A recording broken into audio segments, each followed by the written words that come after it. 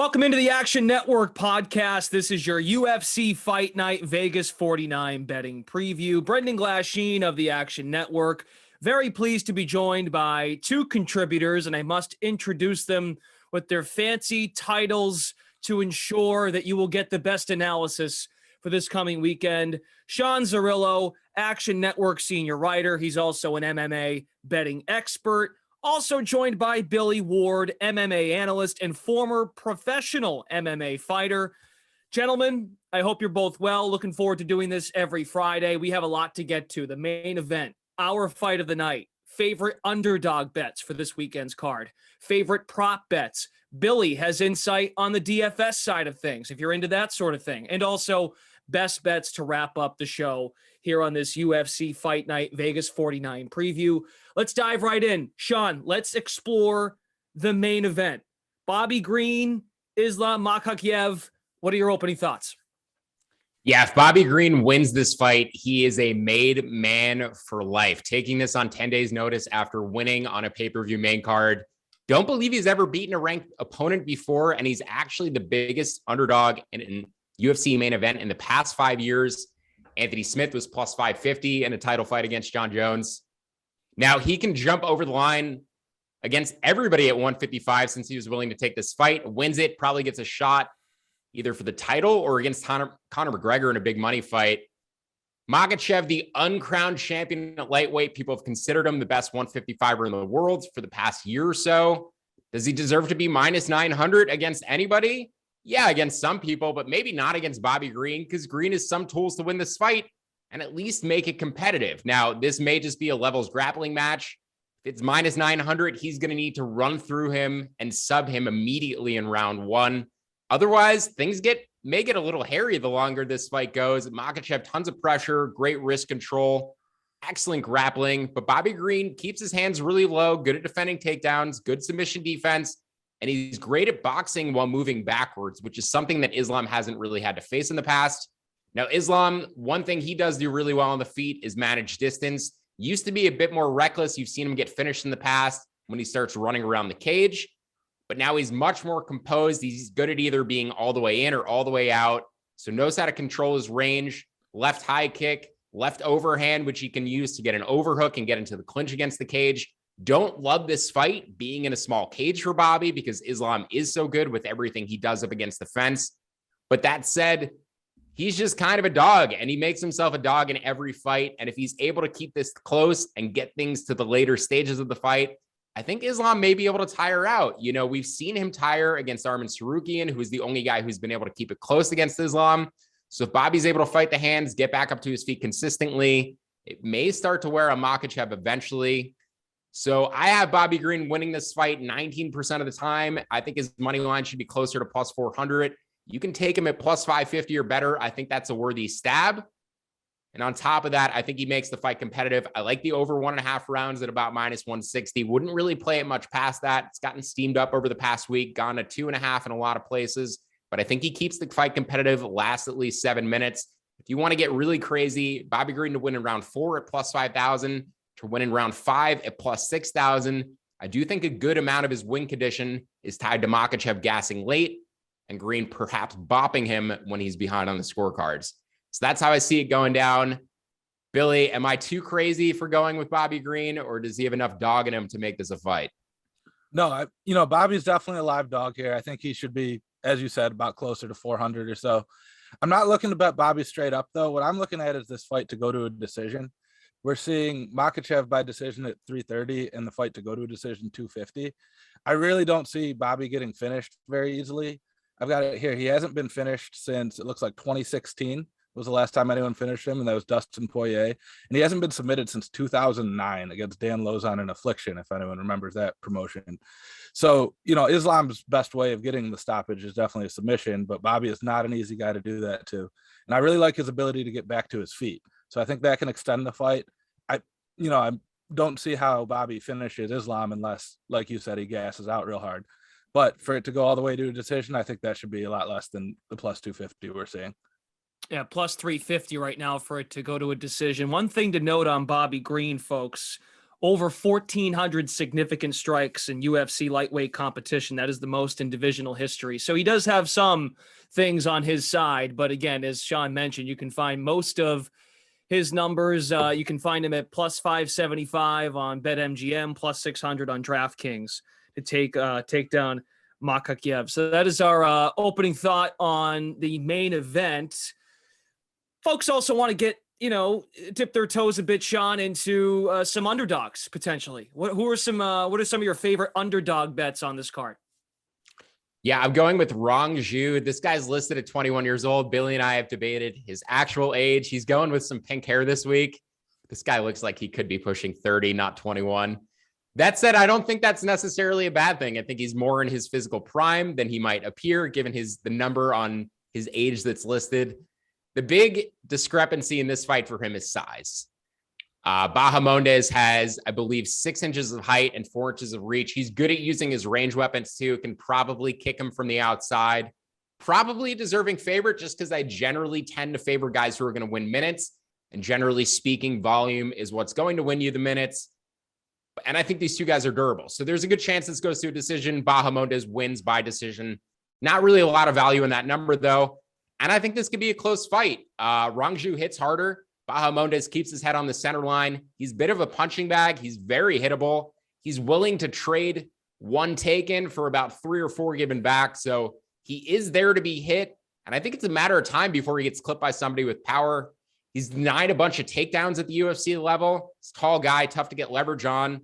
That said, Rong does have the grappling upside here. And if he is able to get this fight to the ground, he's going to look like a favorite for the periods of time where it is on the ground. So if he's able to steal a round with a takedown, maybe steal another round with power optics, I don't think winning a decision is out of the question, but he is the guy, in my opinion, who has more finishing upside by about 10%. So I like him on the money line at plus 170. I would play that down to about plus 150. I also like his odds to win inside the distance. Believe that I got that at plus 650. Project that closer to plus 400. And his submission odds plus 1,400. I made that line closer to plus 1,100. So I would poke both the inside the distance and the submission prop. And I'm also taking him on the money line at about plus 175. Billy, do you at all consider the knockout ability of Bahamondes to be a concern, or are you more on Sean's side? I'm definitely on Sean's side with this one. I think how the grappling goes is going to be what decides this. I've got the numbers here. It looks like Bahamondes denied 12 takedowns from Roosevelt Roberts in a fight, which is pretty ridiculous. But Rong went 8 for 12 across his 2 fights in his UFC career. So there's definitely going to be a lot of attempts. Whether Rong can convert those or not is going to be what decides this fight. I think the smaller cage helps him here. He's given up a lot of reach, but there's not really anywhere for Bahamondes to run or keep the distance in the smaller cage. So I see Rong getting inside and being able to drag him down at least a couple times. Whether that's enough to win the fight or steal enough points, that's going to be what decides it. Anything else to add here, guys, on this particular one? Each of you this is your favorite underdog bet for the weekend? Yeah, Armen Petrosyan. His line has dropped from 150 to about 135. I still see some value here.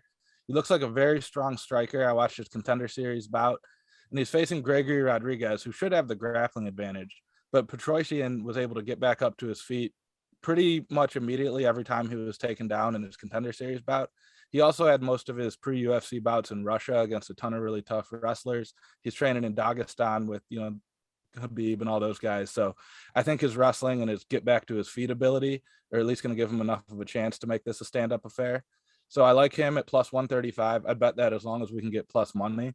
He's also plus 200 at DraftKings to finish by TKO or KO. That's probably where most of his win condition is coming from. I don't really see him winning a grappling affair. So I'm going to sprinkle a little bit on the TKO prop as well. All right, once again, we're getting you ready for UFC Fight Night Vegas 49. Moving on to the guys' fight of the night. Arman Tsarukyan taking on Joel Alvarez. And you can find odds, of course, at whatever book you'd please. And right now on BetMGM, you can get Tsarukyan at minus 225, Alvarez at plus 180 on the money line for this particular fight. Sean, why does this fight in particular stand out to you aside from the main event, and what is your favorite way to play it? Yeah, these are 2 big lightweights, and the reason I love this fight is I think either one or both of them are future title contenders. Two very high upside prospects. I think they're at the bottom of the lightweight rankings.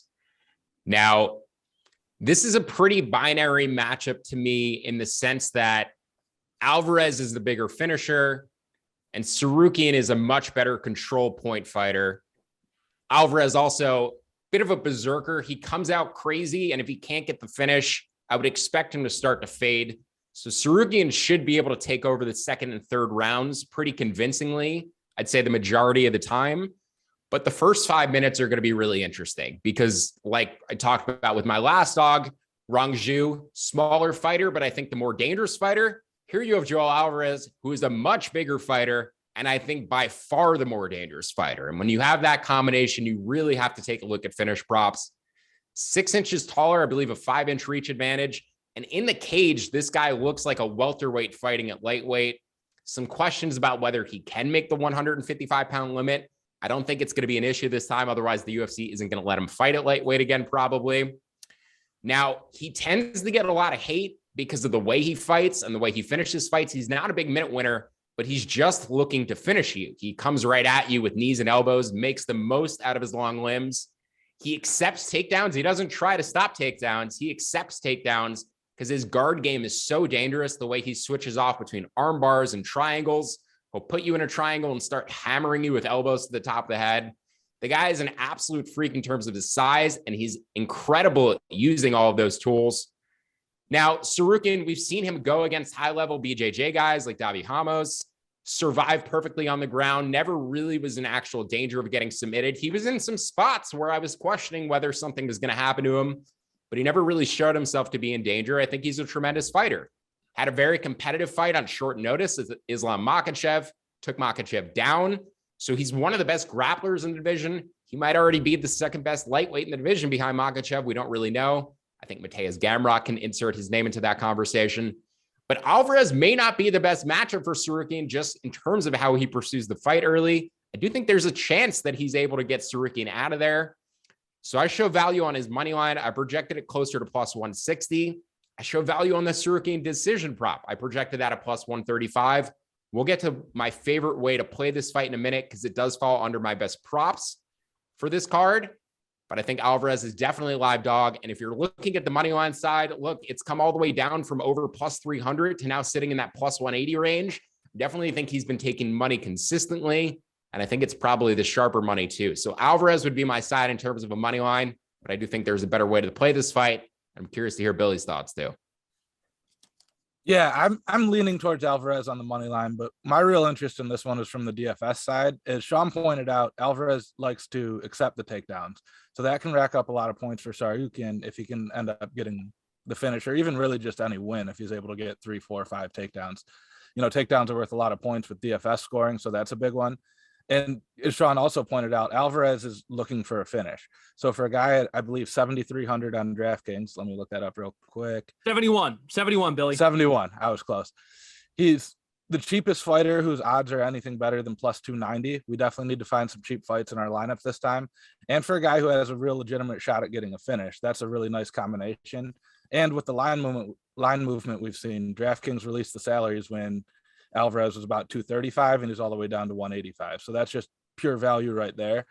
You know, he's not the safest pick, but for GPPs and tournaments, we need to get guys like that who have a shot at getting a lot of points for a little bit of salary because there's some really expensive fighters we like this week.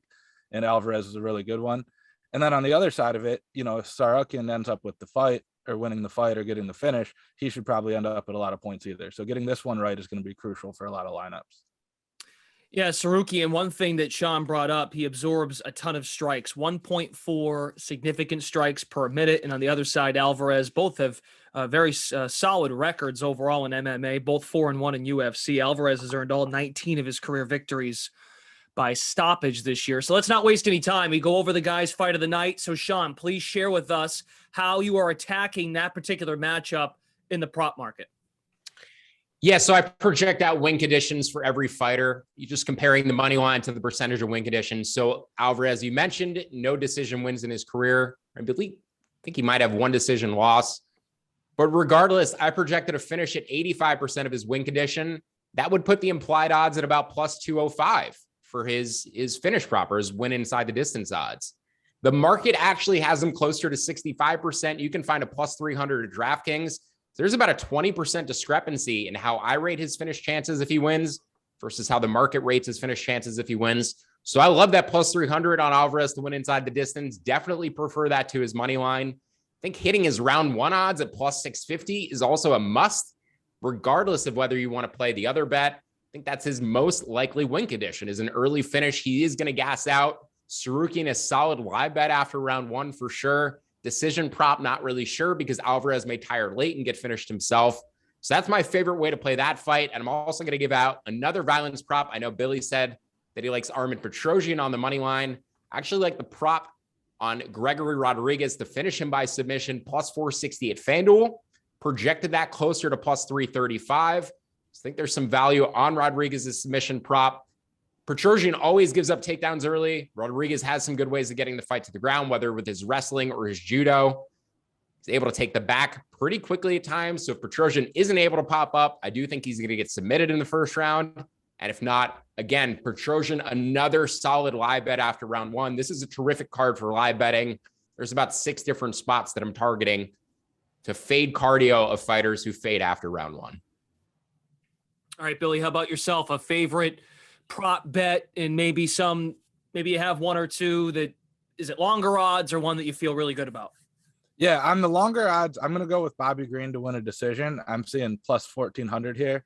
I'm kind of piggybacking off Sean's take about Makhachev tiring out. I just don't think Bobby's able to put him away. I think he's tough enough that he can hang in there.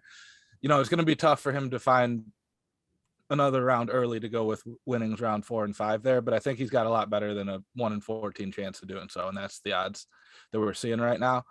And then one that I feel really good about, I really like the opener between Altamirano and Hernandez to end inside the distance. It's currently plus 110 right now, which is actually one of the fights that Vegas thinks is most likely to go all the way. But these are 2 debuting fighters. They're going to be looking to put on a show. Both guys throw a ton of volume. Both guys were kind of sloppy in their contender series bouts, so they look pretty hittable. We got the small cage, as Sean always likes to point out.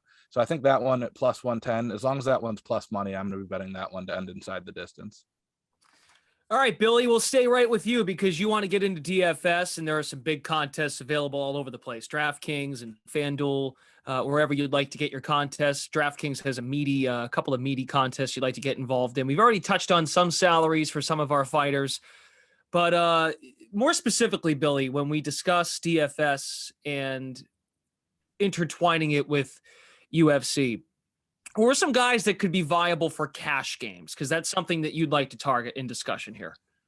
Yeah, I mean, obviously the biggest thing with cash games is you almost always just want to jam in both fighters in the 5-round fight, assuming there's only one. You know, Makhachev has such long odds of winning. It's really hard to see him not at least putting up a reasonable points per salary here.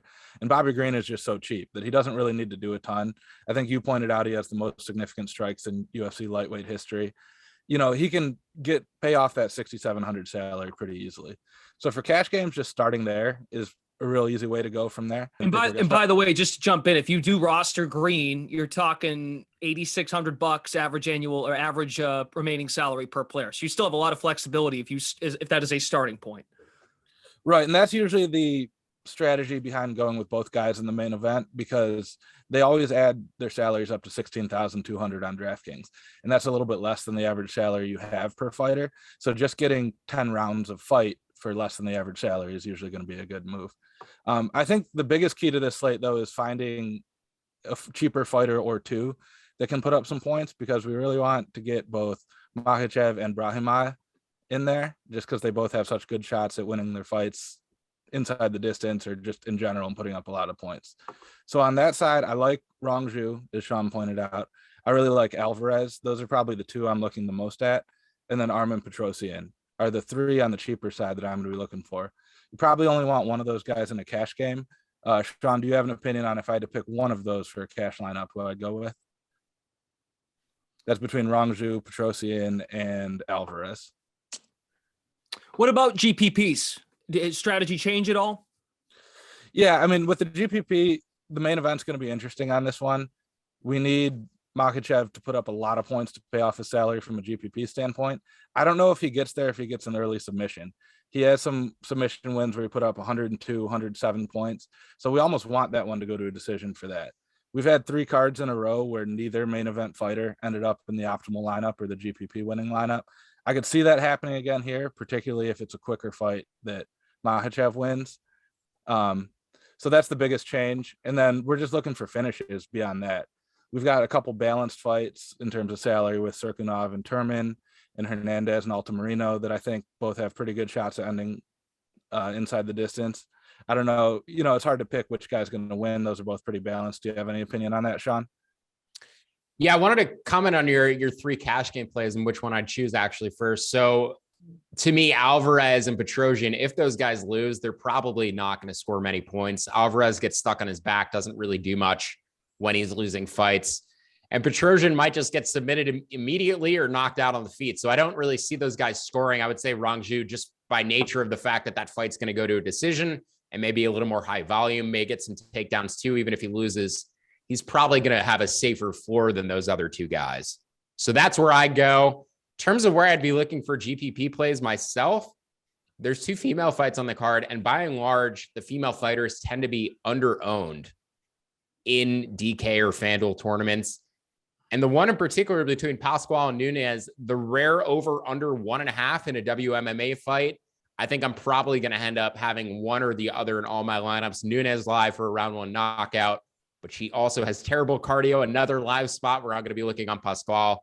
And I think she's very live to get a finish on the ground. So either or between Pascual and Nunes, I think are good spots to kind of differentiate yourself in the field, especially when you only have 11 fights on a card and need to find ways to be unique. I'm interested with Pascual, UFC debut at featherweights. That should be interesting to follow as the night goes along. All right, before we wrap up this version of the Action Network podcast, the UFC Fight Night Vegas 49 betting preview, let's get to our best bets before we say goodbye. This can be anything, guys. Money line, prop, a total. You can talk about something you already did, but if you have anything else to add, each of you give one bet, your best bet for the weekend. Billy, we'll go to you first. Yeah, I'm going to head over to Prize Picks. Being a DFS guy, I like to look at the stat lines and the stat markets. My favorite one right now, and it's jumped up from 2.5 to 3, is the Makhachev takedowns in the main event. They had it at 2.5. Now it's 3. I think he goes well over that. I could see 5, 6, 7, just due to Bobby Green's durability and his ability to get back to his feet. So that seems like a fairly, I don't want to say easy pick because Makhachev could put him away early. That's the risk on that one. But I think it's far more likely than not that Green survives a couple takedowns. There's a lot more ways to win this one than there is to lose it. He could get taken down once per round and get stuck there, and you're still winning the over 3 props. All right. How about you, Sean Zerillo?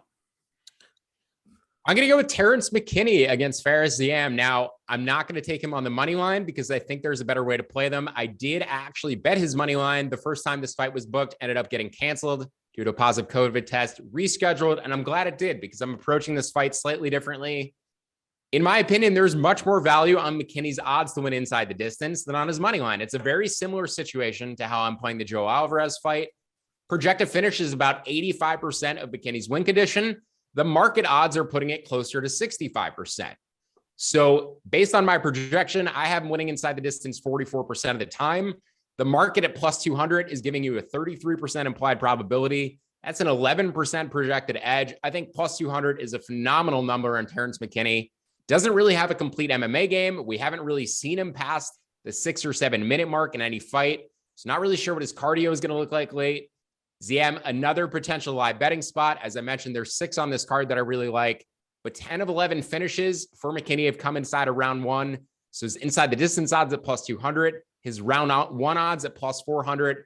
I think those are both very obvious plays. And then you could also always look to pivot to Ziam live after round 1 because he's a great kickboxer, great at keeping range. And as McKinney's pressure starts to wilt, he should start to take over the fight. But he doesn't deal with pressure himself while early. I think there's a good chance he gets out of there very quickly. How about McKinney, too, has earned all 11 of his career victories by stoppage. So we'll see if he can keep it going for Sean. I think that's going to do it for us today, gentlemen. Great stuff. Looking forward to watching the fights take place over the course of the weekend. I want to thank both Billy Ward and Sean Zerillo, both contributors at Action Network. You can find Sean over on Action Network. He is a senior writer, also MMA betting expert. Billy Ward, former pro MMA fighter, also an analyst, contributing at Action Network. Brendan Glasheen saying so long. Thanks for tuning into the Action Network podcast, this UFC Fight Night Vegas 49 betting preview. Best of luck with your picks, your lineups on the DFS side, and we'll catch you next Friday. We'll be joining you every Friday to get you set for the big card and all of our favorite picks and analysis. We'll catch you next time.